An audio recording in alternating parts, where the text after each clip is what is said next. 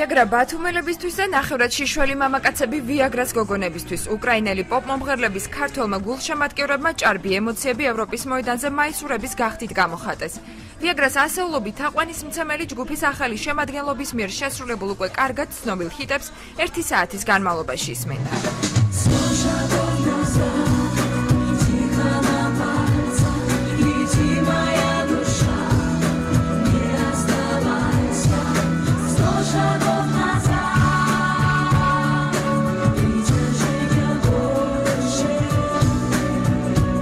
ბათუმის ევროპის მოედანზე უფასო კონცერტზე დასასწრებად მსმენელები საქართველოს სხვადასხვა რეგიონებიდან ჩამოვიდნენ, იყვნენ უცხოელი სტუმრებიც. ჩვენთვის უცნობი დარჩა როგორ შეაფასეს ქართველი მაყურებლები პოპ ჯგუფის წევრებმა.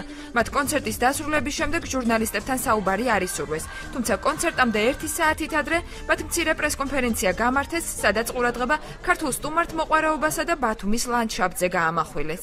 საქართველოში პირველად ვართ, ჩვენთვის დიდი პატივია იმ ქალაქში კონცერტის გამართვა, სადაც ცხოვრობდა ჩვენი კომპოზიტორი კონსტანტინე მელაძე.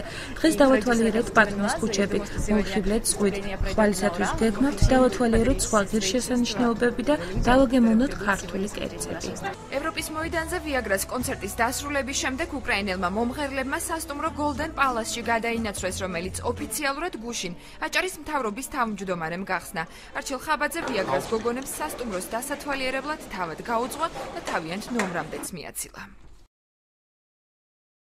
Viagra ბათუმში სასტუმრო Golden Palace-ის და აჭარის მთავრობის მხარდაჭერით ჩამოვიდა მომღერლები ქალაქს 13 იანვარს დატოვებენ.